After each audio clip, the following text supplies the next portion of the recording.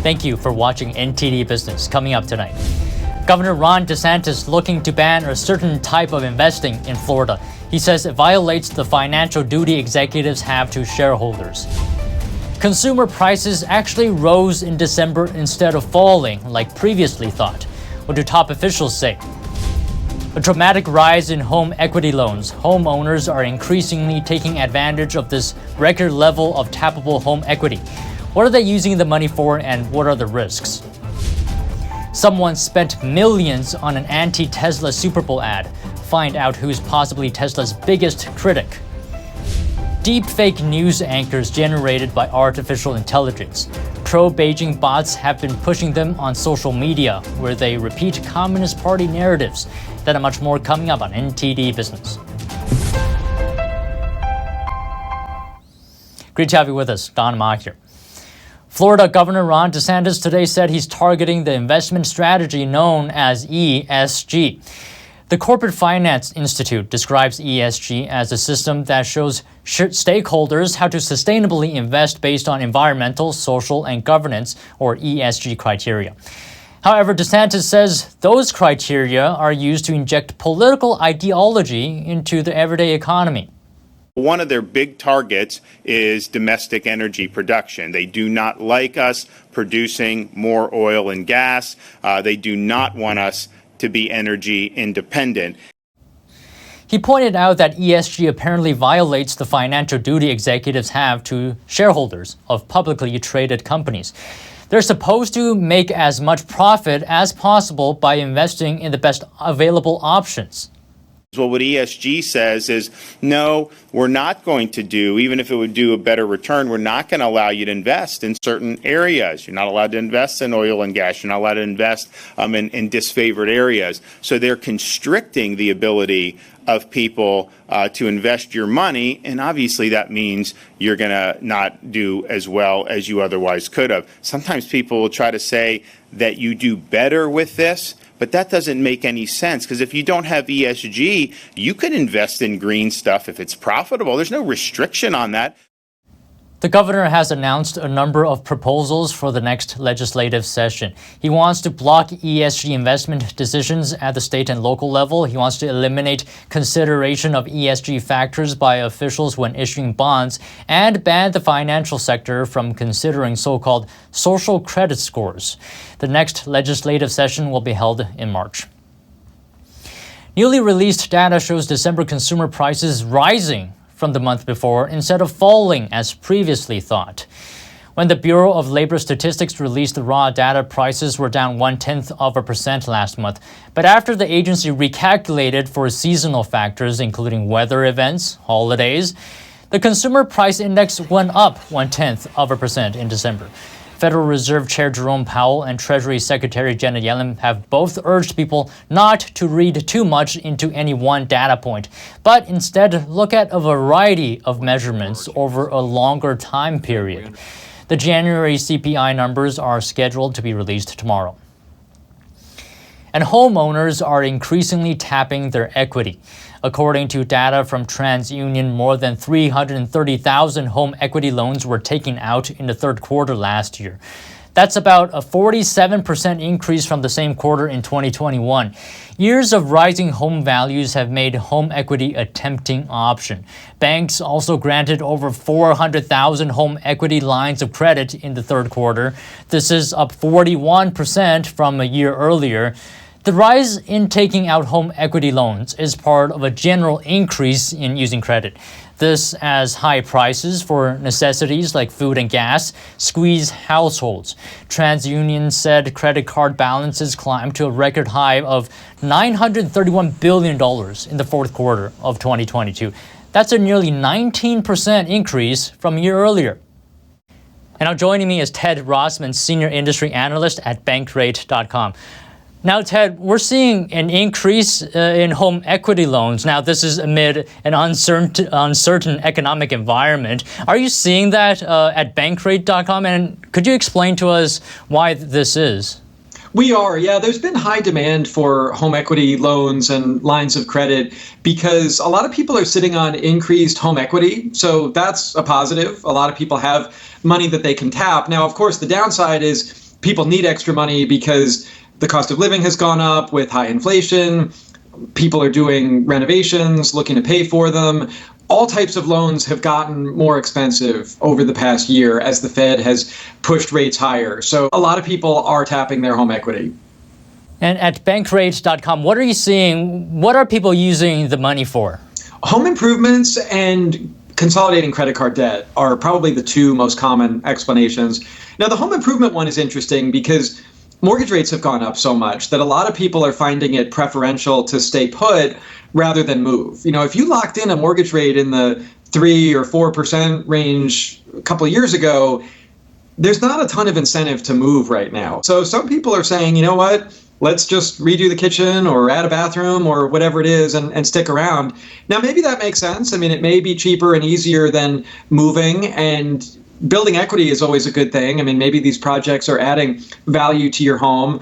The credit card one also, I mean, it does make sense mathematically to pay 8% rather than 20, although I would say there, you might even be able to do better still. Maybe get a 0% balance transfer card, or you could get a personal loan as low as about 6 or 7% if you have good credit. That would be unsecured debt. So I guess in my view, the home equity loan makes more sense for home improvements than it does for consolidating credit card debt. I think there are probably better alternatives with credit card debt payoff.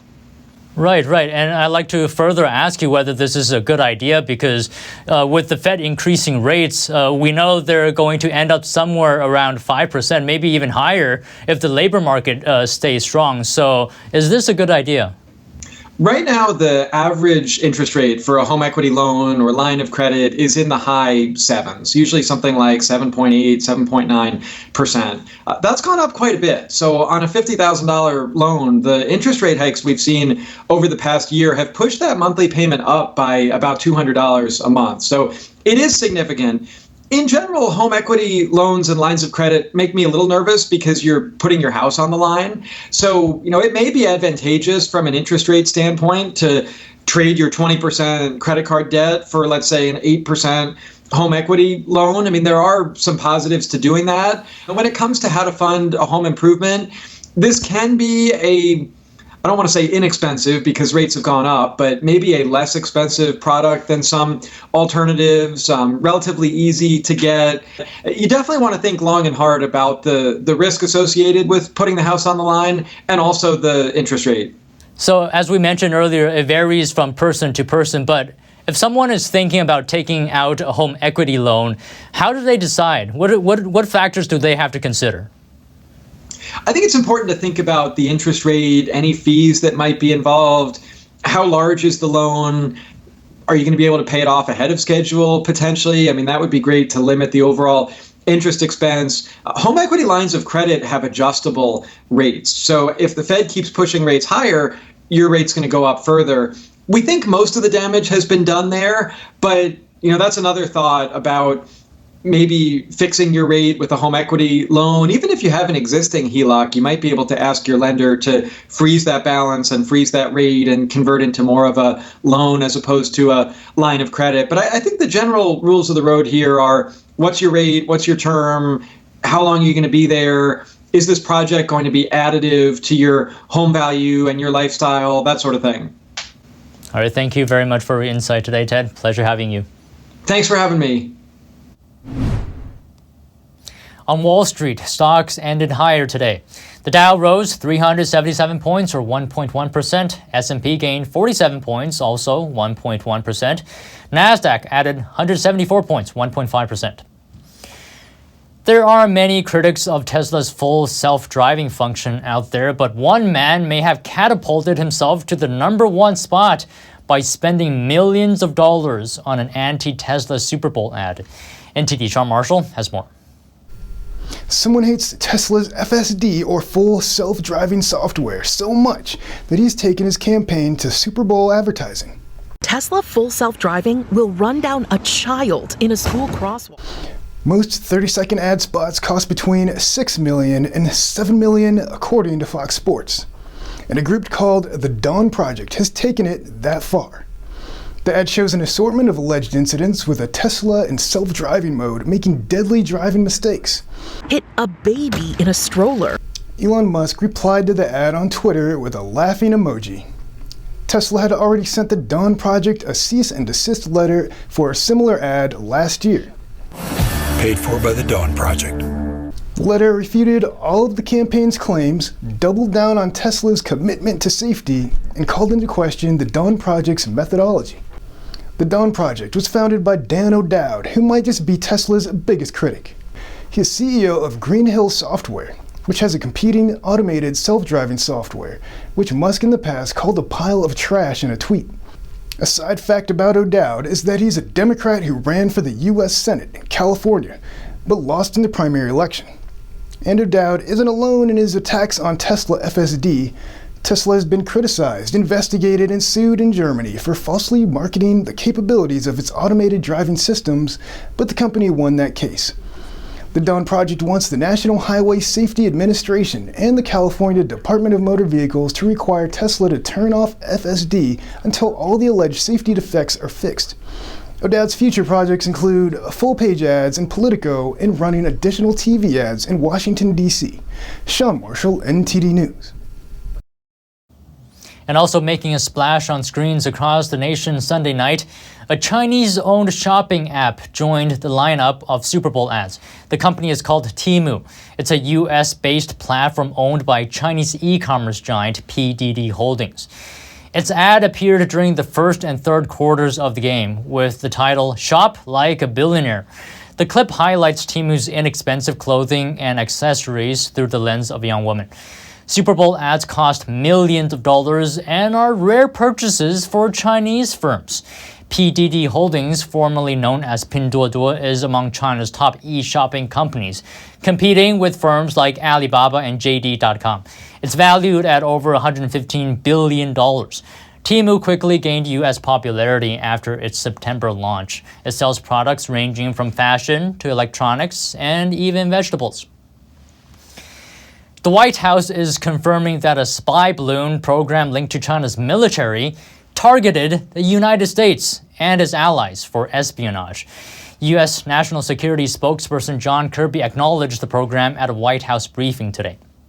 We were able to determine that China has a high-altitude balloon program for intelligence collection that's connected to the People's Liberation Army. We know that these PRC surveillance balloons have crossed over dozens of countries on multiple continents around the world, including some of our closest allies and partners.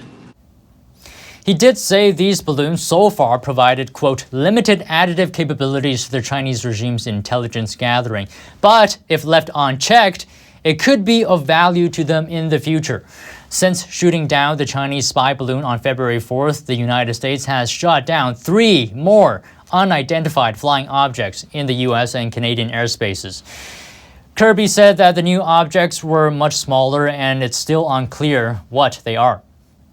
These other 3, they didn't have propulsion, they weren't being maneuvered, it was basically they were being driven by the wind. We don't know for sure whether they had a surveillance aspect to them, but we can't rule it out. Secretary of State Antony Blinken first acknowledged China's balloon surveillance program last Wednesday.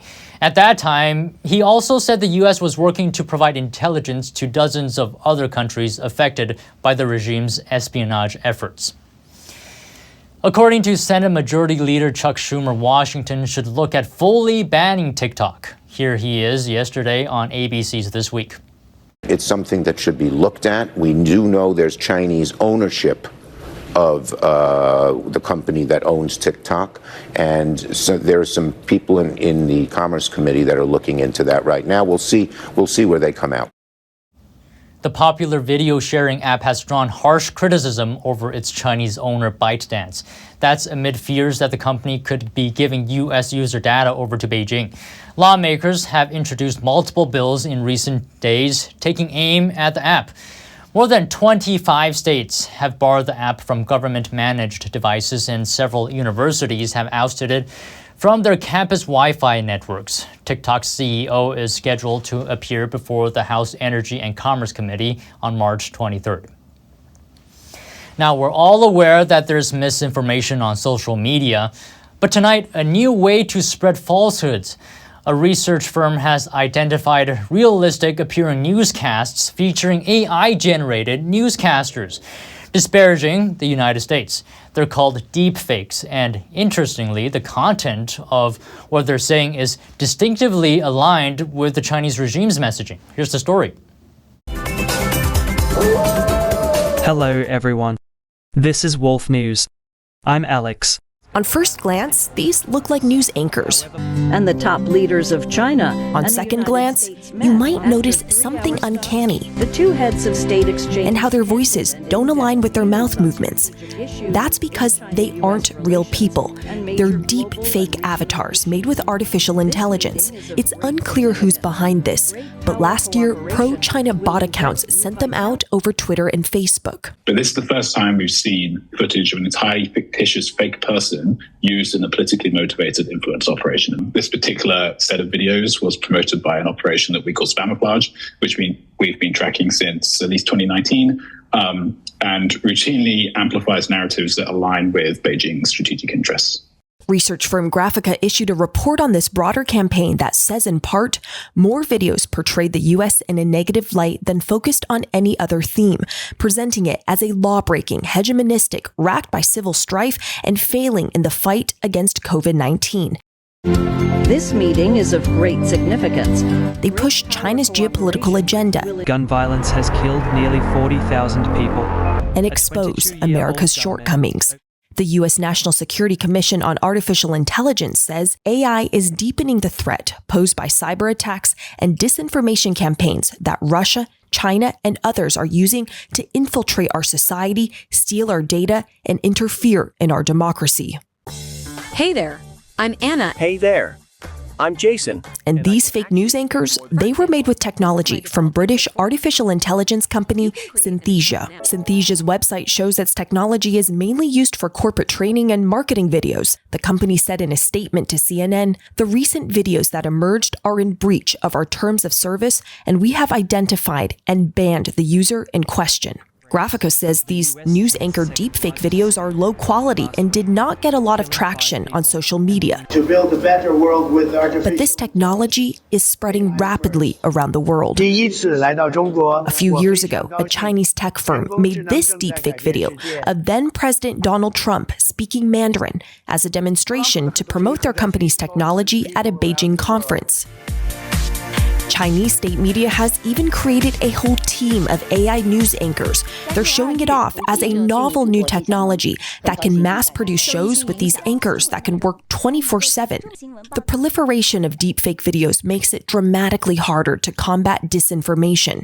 Experts say its use by foreign and criminal actors will only grow, bending our reality.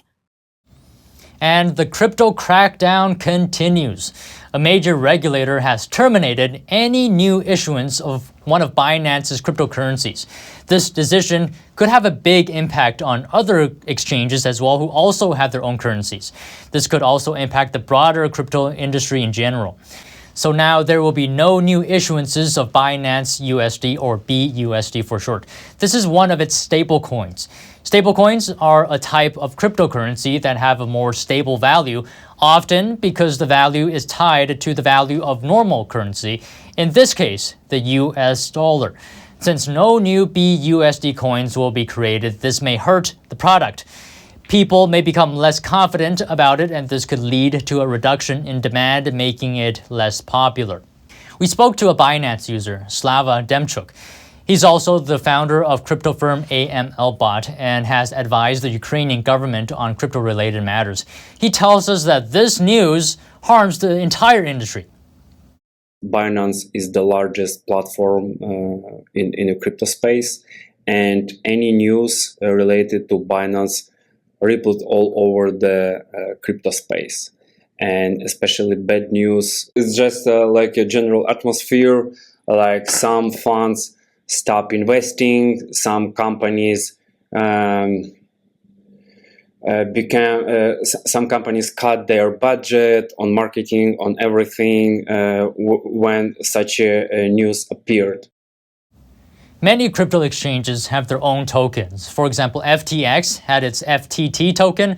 Coinbase had the Coinbase token. Kraken had the Kraken token. You get the idea. We talked to another Binance user, Philip Lord. He told us that these smaller firms are taking note of what's happening to Binance because it sets a precedent for future regulation. It would certainly make others more scared of the situation. With CZ, I think it's an easy target. He's the world's largest exchange with the largest amount of user base, one of the most profitable exchanges ever known to man, and has got world domination, and he's a big thought leader in the space. So I think it's an easy target for politicians and regulators to have a swing at. Binance created the BUSD stablecoin with fellow crypto firm Paxos. Paxos is responsible for issuing and redeeming the coin. Paxos announced today it's officially ending its relationship with Binance in regards to the BUSD stablecoin.